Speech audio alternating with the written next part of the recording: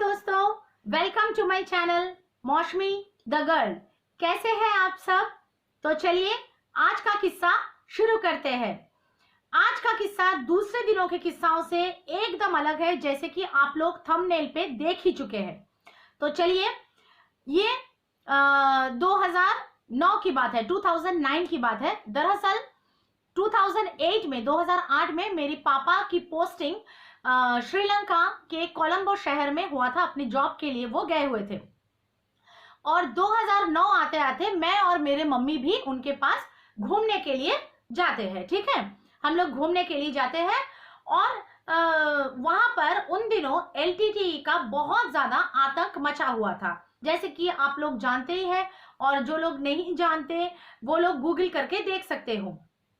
वहां पर हम लोग जैसे ही पहले दिन एयरपोर्ट से निकले तो सिक्योरिटी देख के हम लोग दंग रह गए। नॉर्मल एयरपोर्ट के सिक्योरिटीज या फिर पुलिस वगैरह ऐसा नहीं था, पूरे के पूरे आर्मीज लगे हुए थे, कमांडोज लगे हुए थे, ब्लैक पट्टा पहना हुआ, बड़े बड़े कुत्ते थे उनके साथ। और एयरपोर्ट से निकल के हम लोग जो घर तक आ रहे थे, घर मतलब मेरे पापा को जो बंगला अलॉट किया हुआ था वहां तक आ रहे थे, उसमें हम लोग को 3 बार रोका गया। नुक्कड़ नुक्कड़ में रोका जा रहा था, पूछा जा रहा था कि कहां से आए हो, क्यों आए हो, पासपोर्ट दिखाओ। और हमारी गाड़ी की पूरा चेकिंग कुत्तों से कराई जा रही थी, मतलब कुत्ते से सुंघाया जा रहा था पूरा, गाड़ी डिक्की विक्की सब। इस कैटेगरी का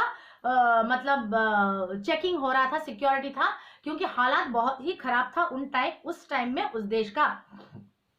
तो ये घटना जिस दिन हुई उस दिन शाम को मेरे पापा ऑफिस से आए हुए थे और ऐसे बैठ के नॉर्मल चाय वाय पी रहे थे और हम लोग बातें कर रहे थे। अब अचानक से मेरे को पटाखों की आवाजें आना शुरू हो गई। ठीक है, और मुझे लगा कि होगा जैसे हमारे देश में भी होता है, पटाखे वटाखे कहीं फूट रहे होंगे।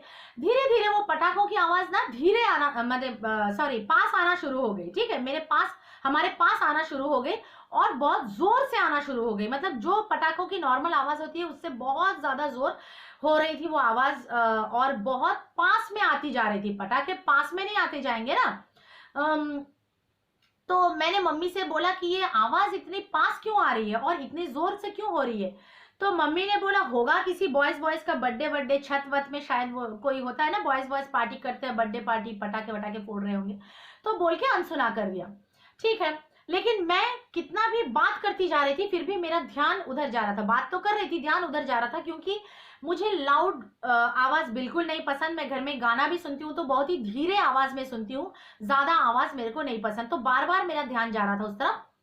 थोड़ा देर बाद मुझे ऐसा लगना चालू हो गया कि ये जो आवाज है, ये आवाज एक रिदम में आ रही है। रिदम मतलब duck duck duck duck duck duck duck duck duck duck duck duck duck duck duck duck, ऐसे एक रिदम में चल रहा है वो आवाज। ठीक है, तो मुझे लगा, और क्योंकि उस टाइम पे वो देश का हालत भी ऐसा था, मुझे लगा कहीं गोली की आवाज तो नहीं है। तो मैंने पापा से बोला कि देखो मुझे लग रहा है ये गोली की आवाज है। तो पापा ने गौर किया उस साउंड पे और पापा एकदम श्योर हो गए कि गोलियों की आवाज है। तो पापा ने बोला, हे भगवान, कहीं ये लोग घर घर घुस के लोगों को मार तो नहीं रहे, जल्दी से खिड़की दरवाजे वगैरह बंद करो। वैसे कोई फर्क नहीं पड़ेगा उनके लिए, वो लोग तो उड़ा देंगे खिड़की दरवाजे, लेकिन फिर भी इंसान अपना सेफ्टी तो लेता है।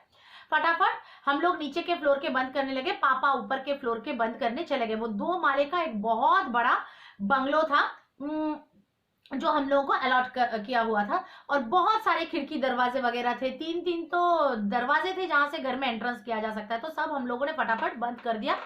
अब पापा ऑफिस में फोन लगाने लगे जानने के लिए कि क्या हुआ है। ऐसे में नेटवर्क चला गया, मतलब फोन के कोई भी फोन में नेटवर्क नहीं लग रही थी। 3 नंबर था, 3 नंबर में से एक भी नंबर में नेटवर्क नहीं लग रही थी। तो मतलब नेटवर्क वो लोगों ने काट दिया था। अब हम लोगों ने टीवी में सोचा कि न्यूज में देखे, तो जैसे ही टीवी खोला टीवी बंद हो गया, क्योंकि पावर कट हो गया। ठीक है, और ऐसे हुआ कि पूरा ब्लैकआउट, एक कतरा भी रोशनी का कहीं से, मतलब स्ट्रीट लाइट्स वगैरह भी नहीं, कुछ नहीं। तो एकदम अंधेरा हो गया, पावर कट कर दिए, नेटवर्क्स कट कर दिए, कोई घर से निकल नहीं सकता, किसी को फोन नहीं कर सकता, किसी के साथ कनेक्ट नहीं कर सकता। घर के अंदर ऐसे भयानक सिचुएशन में इंसान लॉक्ड हो गया। और ये जो गोली की आवाज है ये कंटिन्यूअसली पास आती जा रही है। ऐसा लग रहा है कि कोई गली में घुस गया है, मोहल्ले में घुस गया, अभी पास आती जा रही है और जोर से आती जा रही है। तो हम लोग समझ गए कि भैया आज हमारा आखिरी दिन है और हम आज मरने वाले हैं। ठीक है, तो पापा ने बोला कैंडल्स वगैरह बंद कर दो, पहले कैंडल जल रही थी क्योंकि विंडो कांच का था ताकि रोशनी बाहर ना जाए, कैंडल बंद कर दो और कोई कुछ भी आवाज मत करो, एकदम टोटल अंधेरे में पर्दे वर्दे सब बंद करके कैंडल वगैरह बंद करके एकदम साइलेंट होके बैठे रहो, ताकि अगर लोग कंपाउंड में घुस भी जाए तो उनको लगे कि शायद घर में कोई नहीं है बोल के वो लोग चले जाए। मतलब 1% इंसान अपना चांस तो लेता ही है ना। तो हम लोग सब चुपचाप एक दूसरे का हाथ पकड़ के बैठ गए।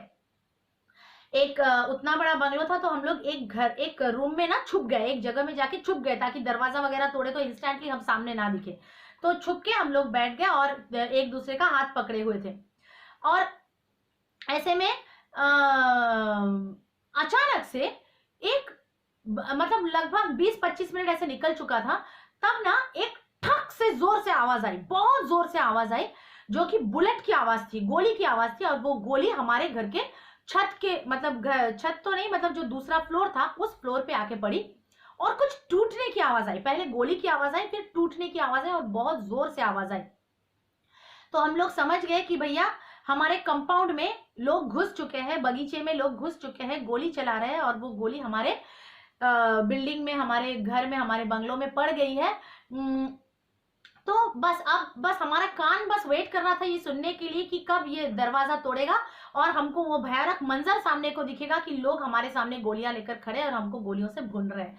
मतलब कुछ ही पलों में 2-4 मिनट में अपनी मौत हो जाएगी। आप सोच के देखो मंजर, मतलब आप समझ रहे हो कि और 2-4 मिनट में आपके घर के अंदर गोली लेके लोग घुस जाएंगे और आपको गोलियों से भून देंगे और 2-4 मिनट में आप मरने वाले हो, आपका परिवार पूरा मरने वाला है। तो वो भयानक सा कैसा फीलिंग होगा आपके अंदर, कितना हॉरर फीलिंग होगा। मतलब हम लोग जो एक दूसरे का हाथ पकड़े हुए थे, मुझे अब भी याद है, रोना नहीं आ रहा था, मुंह से शब्द नहीं निकल रहे थे, लेकिन हम लोग का तीनों का हम लोग महसूस कर पा रहे थे एक दूसरे का हाथ ऐसे ना कांप रहा था, हम लोग का हाथ कांप रहा था ऐसे लिटरली। तो हम लोग बैठे थे, लेकिन उस आवाज के बाद और दूसरा कोई आवाज हमारे घर पर नहीं आया। गोलियां तो चल रही थी, बहुत जोर जोर से चल रही थी, कंटिन्यू चल रही थी, पूरा अंधेरा था, हम लोग चुपचाप छुप के बैठे हुए थे घर के अंदर, बहुत ही डरावना माहौल था। लेकिन हमारे घर में वो गोली गिरने के बाद और कोई आवाज नहीं हुई। तो पापा को लगा क्या मालूम शायद लोग घुसे थे कंपाउंड में, घर में कोई नहीं है सोच के चले गए वगैरह, ऐसा हम लोगों ने सोचा। ऐसा लगभग 1-1.5 घंटा तक, सॉरी 1 घंटा लगभग चलता रहा, ठीक है, 1 घंटा लगभग चला। उसके बाद धीरे धीरे ये आवाज ना दूर होती चली गई, मतलब जैसे वो आवाज पास आई थी और आवाज का जोर बढ़ा था, वैसे वो आवाज हल्की होती चली गई और वो आवाज धीरे धीरे दूर चली गई। जाते जाते एकदम ही थोड़ा टाइम के अंदर वो आवाज गायब ही ऑलमोस्ट हो गया। और फिर क्या हुआ, लाइट भी वापस आ गया, लेकिन ये तुरंत नहीं हुआ, बीच में ऐसा 1 घंटा ऑलमोस्ट ऐसा भयानक टाइम चला। तो उसके बाद करंट भी वापस आ गया अपना। तो हम लोगों ने क्या किया, तुरंत जाके पापा फोन करने का कोशिश किए, नेटवर्क तब भी वापस नहीं आ रहा था। तो हम लोगों ने टीवी खोला, टीवी में दूसरे कोई चैनल्स नहीं आ रहे थे, वहां के लोकल श्रीलंकन चैनल आ रहा था जिनकी भाषा हमें समझ में नहीं आ रही थी, लेकिन वो गोलियों का तस्वीरें दिखा रहे थे कि कहीं पर गोलियां चली है, वो दिखा रहे थे, वो समझ में आ रहा था। हम लोगों ने, पापा ने पर्दा हटा के थोड़ा बाहर का देखा कि सिचुएशन कैसा है, लाइट्स वगैरह सभी जल रहे हैं, स्ट्रीट लाइट्स वगैरह जल रहे हैं, बगीचे में कोई नहीं है, ऐसा कुछ नहीं, सब नॉर्मल दिख रहा है। पर हमारा जो बगीचे का जो मेन जो लोहे का गेट था वो खुला हुआ था। तो पापा एक ताला लेकर बोले कि मैं फट से वो लगा के आता हूँ, क्योंकि अभी अभी ऐसा हो गया 1 घंटे से। तो जब लगाने गया तो वो इसका क्या बोलते हैं, बंगले का जो ओनर थी, मतलब कंपनी ने ऐसे बहुत सारे बंगले वहां के लोकल ओनर से लेके अपने स्टाफ्स को भाड़े पे दिया, अपने स्टाफ्स को दिया हुआ था, मतलब ओनर से भाड़े पे लिया था कंपनी ने और अपने स्टाफ्स को अलॉट किया हुआ था। तो वो जो ओनर थी वो सामने वाले घर में ही रहती थी। तो जब पापा ताला लगाने गए तो पापा ने उनसे पूछा, उनको इंग्लिश आता था, कि क्या हुआ। तो उन्होंने बोला कि एक्चुअली एलटीटी का 2 एयरक्राफ्ट इस एरिया में ऊपर घूमना शुरू हो गए थे और वो लोग वहां का जो पूरा जो आर्मी बेस है, आर्मी का कैंप्स है, आर्मी का पूरा वहां पर जो लोकेशन है उसको उड़ा देना चाहते थे। कैसे, वो लोग अपना जो एयरक्राफ्ट है उसको लेकर धड़म से, मतलब आर्मी लोकेशन पर ही गिर जाना चाहते थे। मतलब वो लोग खुद भी गिरेंगे, एयरक्राफ्ट भी गिरेगा, और एयरक्राफ्ट में बारूद भर के लाए थे, पूरा वो लोग आर्मी के जो लोकेशन बेस कैंप है उसको, पूरा बेस को उड़ा देगा, इसलिए वो लोग आए हुए थे। तो आर्मी ने उसके जवाब में वो लोगों ने गोलियां चलाई, जो कि एंटी एयरक्राफ्ट गन्स थे। एंटी एयरक्राफ्ट गन्स मतलब जो गन्स की गोलियां बहुत हाइट तक जाती है और एयरक्राफ्ट को जाके हिट करती है, ठीक है, मारती है एयरक्राफ्ट को और उस एयरक्राफ्ट को नीचे गिरा देती है, तो उसको एंटी एयरक्राफ्ट गन्स बोलते हैं। वैसे गन्स वो लोग मतलब गोलियां वो लोग चलाए और फाइनली उतना टाइम तक गोली चलने के बाद फाइनली वो लोगों ने दोनों के दोनों एयरक्राफ्ट को गिरा दिया आर्मी वालों ने। तो ये उसी की आवाज आ रही थी और ये जो एंटी एयरक्राफ्ट गन्स से गोलियां चली, क्योंकि गोलियां सारे ऊपर की तरफ चल रहे हैं ना, ये जो कंटिन्यू इतना टाइम तक गोलियां चला तो कोई ना कोई गोली ऊपर से इस घर में मतलब आप लोगों के घर के ऊपर के माले में गिरा है, उसी का आवाज आप लोगों को मिला है। पर अभी ऐसा कुछ नहीं है कि घर घर घुस के मार रहे हैं, आप लोग डरो मत, ऐसा हम लोगों को बोला तो हम लोगों को थोड़ा मतलब जान में जाना है कि चलो बच गए। अगले दिन हम लोगों ने जब सुबह न्यूज़पेपर में देखा तो फोटो दिया हुआ था, कैसा मतलब बीच में वो प्लेन्स उड़ रहे हैं और चारों तरफ से ना आर्मी ने ऐसा घेरा बना लिया था, ऐसा ऐसा ऐसा ऐसा स्लैंटिंग पूरा घेरा बनाया हुआ था और इधर से भी इधर से भी इधर से भी चारों तरफ से गोलियां चल रही थी उन एयरक्राफ्ट पे। ऐसा पूरा फोटो उसके फ्रंट पेज में, न्यूज़पेपर के फ्रंट पेज में आया। वही गोली हमारे घर में भी गिरी थी। फिर मैं और पापा थोड़ा ऊपर गए देखने के लिए कि किस चीज की आवाज आई थी, तो देखा कि ऊपर का जो हमारा बैल्कनी है उस पर ऐसा साइज का एक बुलेट गिरा हुआ है, बुलेट, ठीक है, एक बुलेट गिरा हुआ है और मतलब बुलेट शेल से निकला नहीं है बुलेट, बुलेट तभी भी दिख रहा है, वो बुलेट शेल के अंदर ही रह गया है, बुलेट दिख रहा है शेल के साथ ही, वो बुलेट हमारे घर के बैल्कनी में ऊपर गिरा और जहां पर गिरा वो बैल्कनी का जो पूरा टाइल्स वाइल्स फ्लोरिंग है वो पूरा टूट चुका था, पूरा एकदम टुकड़े टुकड़े हो चुके थे, टाइल्स वाइल्स पूरा टूट चुका था। तो देखे हम लोग, तो ये घटना हुआ हमारे साथ, एकदम सच्ची घटना, 2009 साल की घटना है। आप लोगों को गूगल में भी मिल जाएगा, आप लोग चेक कर सकते हो इस घटना को। और हम लोगों ने ये घटना को अपने आंखों में मतलब सामने से देखा ऐसा घटना। पर एक चीज है कि आप लोग यकीन नहीं करोगे कि उस दिन हम लोग मौत को इतने सामने से देखे, मतलब हम लोग समझ गए कि और थोड़े ही मानो 2 मिनट या 4 मिनट या 1 मिनट, किसी भी पल बस हमको आवाज आएगा कि हमारा दरवाजा टूट रहा है और लोग हमारे सामने बंदूक लिए खड़े और हम तीनों को भून दिए। वो मंजर आज अब हम सामने से देखेंगे, किसी पल हमारी मौत हो जाएगी।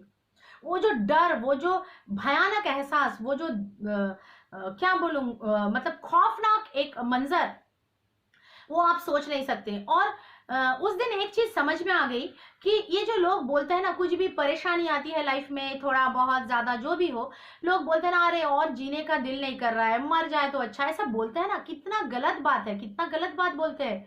हाँ, ऊपर वाले ने हमको जो लाइफ बख्शी हुई है, जो जिंदगी दी हुई है, ये कितनी वैल्यूएबल जिंदगी है, कितनी कीमत है इस जिंदगी की, ठीक है, अनमोल है ये जिंदगी, ये मरने के लिए नहीं है। जब मौत आएगा ऊपर वाला जब लेगा वो अलग बात है, लेकिन इंसान खुद से ये ऐसी बातें सोच तक नहीं सकती। उस दिन मौत को अपने आंखों के सामने देखकर जिंदगी का एहसास हो गया।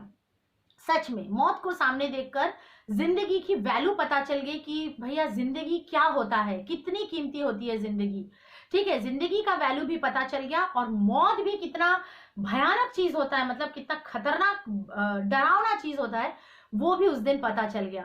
बस मौत छू के निकल गई उस दिन, ठीक है।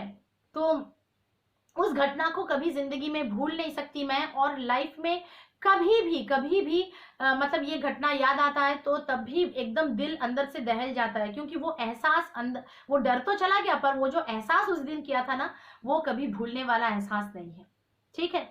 तो यही था आज का सच्चा किस्सा जो मेरे खुद के फैमिली के साथ, मेरे मम्मी पापा के साथ बीता हुआ है और हमारी आंखों देखिए हमारे सामने बीता है।